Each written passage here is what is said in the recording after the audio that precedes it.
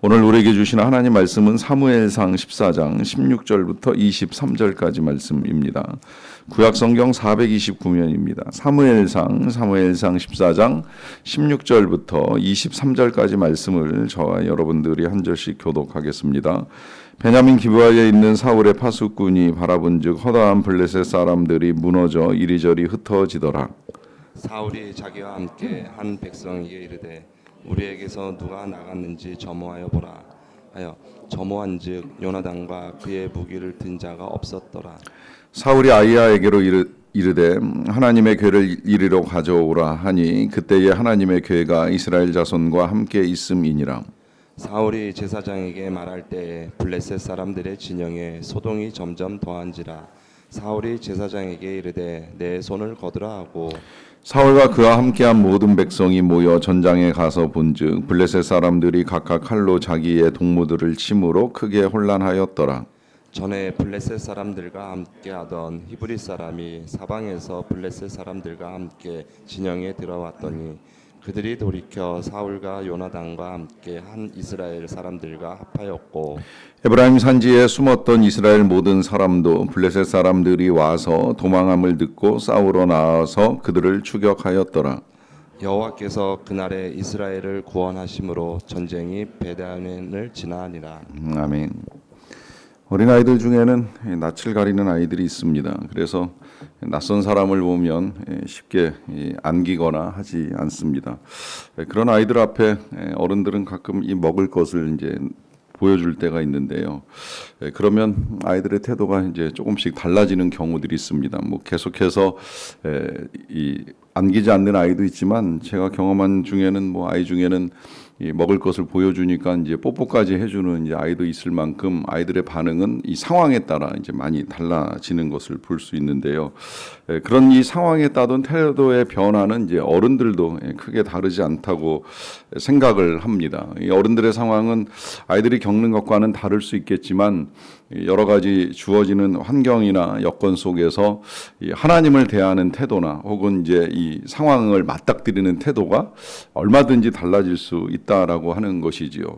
이스라엘 백성들이 전쟁 앞에서 이제 여러 가지 그런 상황과 태도의 변화를 우리에게 보여주는데요. 일단 그들이 마주쳤던 적군의 상황은 너무 두려웠습니다. 이 강한 병거와 또 마병들과 수많은 군사들을 이끌고 쳐들어온 이 사람들 앞에서 그들이 파악했던 상황은 도망가는 것이 살 길이다 하는 생각을 가지고 그들은 흩어지고 또 숨고 하는 일들을 할 수밖에 없었습니다. 그런 그들이 이제 오늘 달라진 이 블레셋의 상황을 보게 되는데요. 먼저는 이 블레셋의 상황이 20절에 이렇게 나옵니다. 사울과 그와 함께한 모든 백성이 모여 전장에 가서 본즉 블레셋 사람들이 각각 칼로 자기의 동무들을 침으로 크게 혼란하였더라라고 합니다. 블레셋 안에서 이제 문제가 생긴 거예요. 이 혼란이 하나님이 주신 혼란이라고 저는 믿는데요. 믿는 이유는 어제 본문 마지막에 이 블레셋 군대에 큰 떨림이 있었다라고 하는 표현이 나와 있는데 그 떨림에 대한 이제 주석이 하나님이 떨리게 하심이더라라고 하는 이제 해석이 성경 밑에 붙어 있습니다. 그러니까 하나님이 떨리게 하심으로 말미암아 블레셋은 요동한 가운데 누가 적인지 누가 아군인지 알 수 없는 상황에서 이제 자기들끼리 큰 혼란에 빠지고 만 거예요. 그럴 수밖에 없는 것은 당시 전장의 상황을 우리가 좀 이해해야 할 것이 그때의 전쟁은 지금처럼 각 나라가 고유의 군복을 입고 싸우는 전쟁이 아닙니다. 군복 자체가 없고 평상시에 입던 옷을 가지고 입고 와서 잘해야 허리띠 하나 두르는 게 전부이고 이제 그런 상태에서 무기나 식량도 제대로 공급되지 않은 상태에서 싸우는 거예요. 그러니까 이제 다윗이 형들의 전쟁터에 아버지가 준 음식을 가져다 주는 일도 해야 되고 하는 식으로 그야말로 군대가 어떤 시스템을 잘 갖춘 상태에서 군 생활을 하는 것이 아니기 때문에 그런 상황에서 겉만 봐가지고 적인지 아군인지 파악하는 게 어렵거든요. 그러다가 이제 이런 혼란스러운 상황이 벌어지게 되면 자기 자신을 지키기 위해서 어쨌든 이제 남들을 해하는 일들이 벌어지게 되는데 이게 그 지역 전체에 큰 혼란을 불러일으키는 거죠. 이제 이런 상황을 사울과 그와 함께한 사람들이 보게 되었고요. 보고 나서 이제 그 사람들이 보인 반응이 22절에 나옵니다. 에브라임 산지에 숨었던 이스라엘 모든 사람도 블레셋 사람들이 도망함을 듣고 싸우러 나와서 그들을 추격하였더라 합니다. 자, 여기 에브라임 산지에 숨었던 이스라엘 사람들, 그야말로 이제 아주 강해 보였던 블레셋 사람들의 전황을 보고서 숨고 도망갔던 사람들인데, 이제 지금 다시 이렇게 들여다보니까 지금쯤이면 이길 수 있다라고 하는 이제 나름대로의 확신을 가진 시간이잖아요. 그러다 보니까 추격하고 쫓아가서 이제 그들을 해하기 위해서 애를 쓰는 모습을 보여줍니다.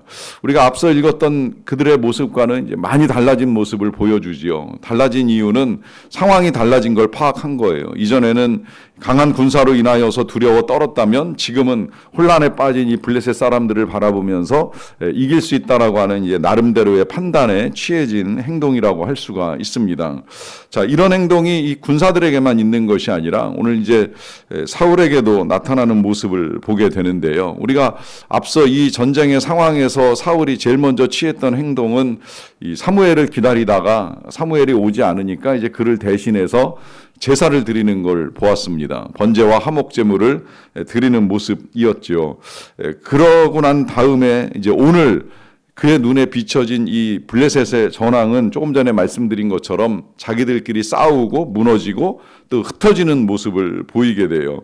자, 이러한 이 블레셋의 상황을 가지고 온 결과는 어디에서 기인된 것이냐라고 하는 걸 이제 어제 우리가 보았습니다. 그것은 이 사울이 아니라 사울의 아들이었던 요나단이 그의 무기 든 소년과 단둘이서 블레셋 적진까지 들어가서 그들과 싸워 이긴 이제 결과에서 시작된 것이라고 볼 수가 있겠는데요. 어떻게 보면 대단한 용기라고 하는 말씀을 드렸어요. 그 지역의 바위 상황도 쉽지 않은 상황인데다가 홀로 부하만 한 명 데리고 적진에 뛰어들어가서 20명 가까이 되는 이 적들을 맞서서 싸운다라고 하는 건 쉬운 일이 아니었는데, 이때 이 요나단은 그렇게 싸워 이길 수 있는 이유를 보여주지요. 그건 믿음이었습니다. 하나님이 함께 하시면 얼마든지 승리를 거둘 수 있다라고 하는 믿음이었고, 그 하나님의 뜻을 묻기 위해서 적들로부터 들려오는 하나님의 음성을 듣고 올라가서 싸워 승리를 거두게 됩니다. 이제 그로 인하여서 블레셋의 큰 혼란이 야기가 되면서 이 이스라엘은 이제 승리할 수 있는 기운을 얻게 되었는데요. 여기서 우리가 오늘 또다시 먼저 확인을 하게 되는 것은 한 사람의 믿음과 한 사람의 용기, 한 사람의 신앙이 어떤 결과를 가져오는가 하는 것을 분명하게 볼 수 있게 된 것이죠. 그런데 문제는 이제 이 일이 어떻게 되었는지 아직까지 이제 사울은 몰라요. 사울은 늘 둔한 사람이었기 때문에 이제 이런 부분에 있어서 민감하지 못하다 보니까 사람들을 불러 모아놓고 이게 도대체 어떻게 된 일인가 이제 이유부터 이제 찾게 되는 거예요. 그러다 보니까 이 사울의 진영 안에 있었던 사람 두 사람이 빠져나간 걸 알게 되는 거죠. 그것이 이제 자신의 아들과 그의 소년인데, 이 사실을 파악하고 난 다음에 내리는 명령이 궤를 가져오라라고 하는 명령을 내립니다. 왜 그럴까요? 아직까지 여기까지는 이제 블레셋이 혼란에 빠지기 직전의 상황에 이제 법궤를 가져오라 하는 명령을 내리는 것인데, 이유는 다급하기 때문입니다. 아직 전세가 달라지지 않았어요.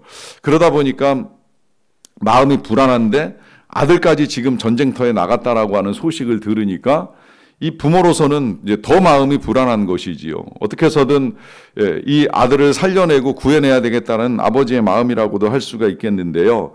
그러는 가운데에 지금 앞서 읽었던 이 블레셋에 혼란이 임하게 되고 블레셋 사람들끼리 싸우는 일이 벌어지다 보니까 법궤를 가져오라라고 명령을 내렸던 사울이 제사장 아히야를 향하여 다시 한번 명령을 내리는데, 내 손을 거두라라고 하는 명령입니다. 여기서 이 내 손을 거두라라고 하는 명령은 사울이 제사장에게 부탁했던 기도의 손을 내려도 된다라고 하는 요청인 거예요. 법궤를 가져오라라고 할 때는 하나님을 찾는 태도이고, 제사장에게 지금 이 상황 속에서 아들과 나라를 위해서 기도를 해달라고 하는 요청을 한 것인데, 네 손을 거두라라고 하는 이 명령은 이제 더 이상 기도할 필요가 없다라고 하는 말을 하는 것입니다. 자, 이 모든 것들이 다 지금 상황을 보고 판단하는 사울의 태도입니다. 하나하나 다시 한번 보게 되면 흩어지는 사람들을 보고는 제사를 드려야 되겠다라고 하는 생각을 했잖아요. 그 다음에 이제 블레셋 사람들이 이상한 태도를 보이는 것을 보고 난 다음에는 백성들을 점호했습니다. 그러고 난 다음에 요나단이 없어졌다는 사실을 보고 난 다음에는 법궤를 가져오라라고 하는 명령을 내렸고요.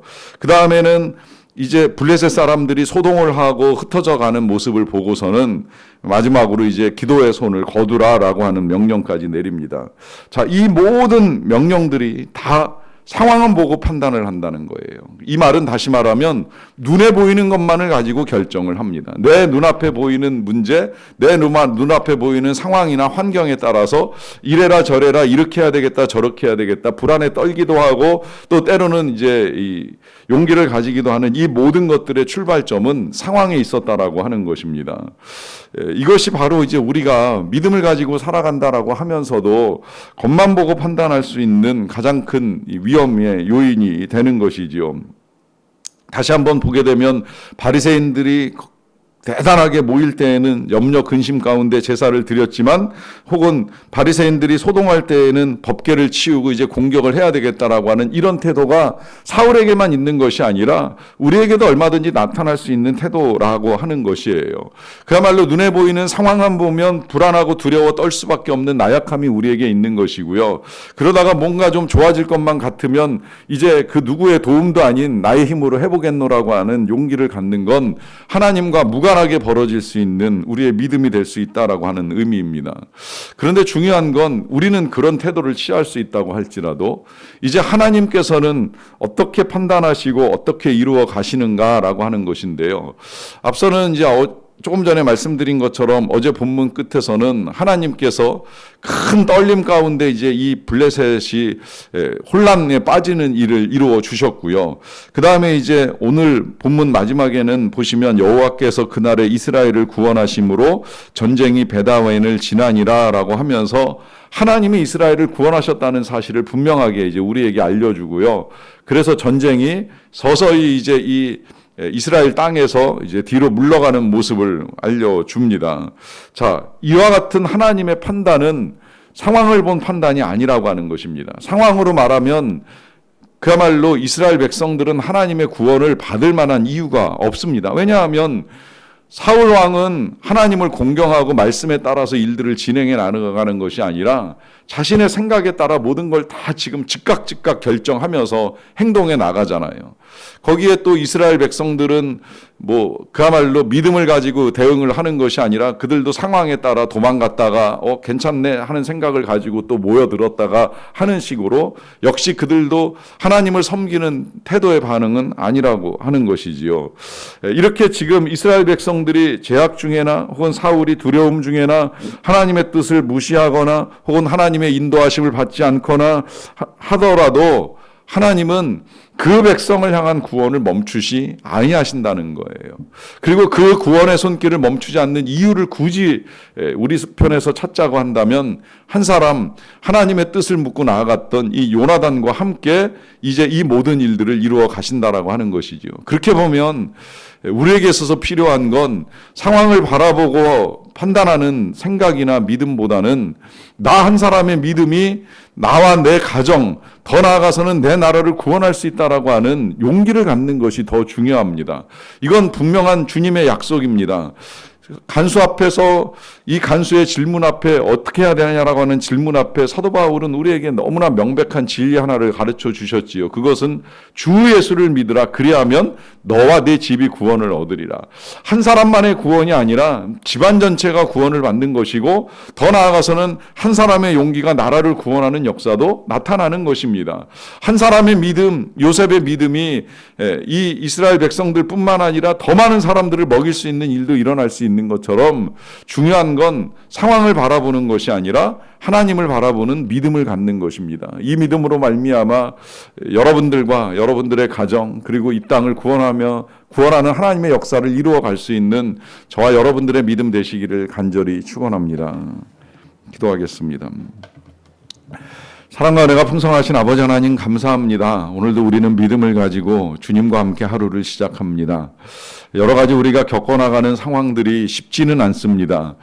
일터의 상황도 그렇고 가정의 상황도 그렇고 지금 또다시 불어닥친 이 혹한도 결코 만만하지 않다는 사실을 고백합니다. 그럼에도 불구하고 이 우리가 상황 가운데 눌리지 아니하고 다시 하나님을 찾으며 하나님의 뜻을 헤아리고 또 기도하며 이 하루하루를 살게 하시는 은혜를 진심으로 감사드리옵나이다. 다른 사람은 어쩌든지 나는 주님의 용사되어 주님과 함께 싸워 나가리라고 하는 믿음을 가지고 나아갑니다. 하나님 약속의 말씀대로 우리를 구원하시고 우리의 처한 상황에서 우리와 우리의 가족들을 구원하시는 은혜를 나타내 주시기를 원합니다. 뿐만 아니라 우리나라의 모든 것들도 다 하나님의 손에 달렸다는 믿음을 가지고 간구하옵나니 하나님 은혜를 베풀어 주시옵소서. 그래서 이 혹함보다도 힘든 불안과 불안의 시기들을 주님과 함께 잘 이겨나갈 수 있도록 도와주시옵소서. 그래서 우리의 모든 삶과 이 나라를 통치하시는 분이